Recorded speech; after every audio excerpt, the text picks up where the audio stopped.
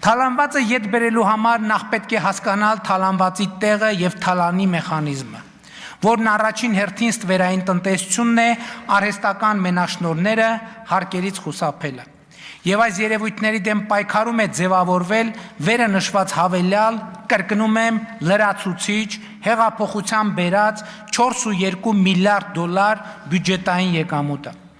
Պետք է խոստովանեմ, որ թալանվածը ետ բերելու, հանցագործներին պատժելու հեղափոխական օրակարգը մոռացության մատնելը մեր հասցեին ամենահաճախ հնչող մեղադրանքն ու քննադատությունն է։ Բայց ուզում եմ միանգամից ասել, որ կտրականապես մերժում եմ այդ քննադատությունը հետևյալ պատճառաբանությամբ։ 2018 թվականի ժողովրդական ոչ բռնի Թավշյա հեղափոխությունը այո տվել է թալանվածը ետ բերելու, հանցագործներին պատժելու խոստում։ Բայց հեղափոխությունը եւ անձամբ ես խոստացել ենք նաեւ, որ հեղափոխության հաղթանակից հետո Հայաստանում վենդետաներ չեն լինելու, որ Հայաստանը լինելու է օրենքի եւ իրավունքի գերակայության երկիր։ Ուրեմն ինչպես ենք համատեղելու այդ թվում է իրար հակասող օրակարգերը։ Իրականում օրակարգերը իրար չեն հակասում եւ մենք հենց այդ օրակարգերի իրակցմամբ ենք զբաղված եղել եւ շարունակում ենք դրանով զբաղվել, այն է բացառել վենդետաները, վերադարձնել թալանվածը, պատժել հանցագործներին եւ Հայաստանի Հանրապետությունը չդարձնել բեսպրեդելի սև խորշ աշխարհի քարտեզի վրա,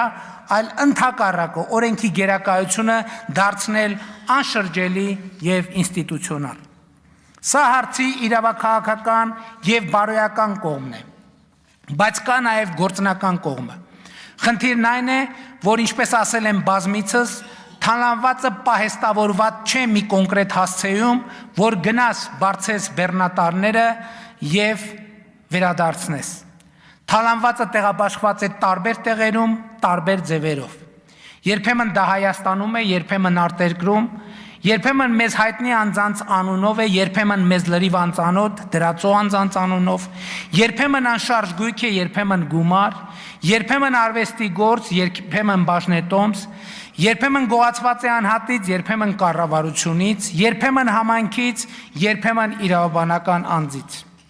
Երբեմն օտարված է երրորդ անձի, որը բարեխիղճ ձեռքբերող է եւ կապ չունի թալանի եւ կոռուպցիոն սխեմաների հետ, շուկայում տեսել է իրեն հետաքրքրող ապրանք եւ օրինական կերպով պարզապես գնել։ Ինչ ենք մենք արել ուրեմն։ 2019 թվականից սկսել ենք թալանի գործյան հանգույցը արձակելուն ուղղված համակարգ ձևավորել։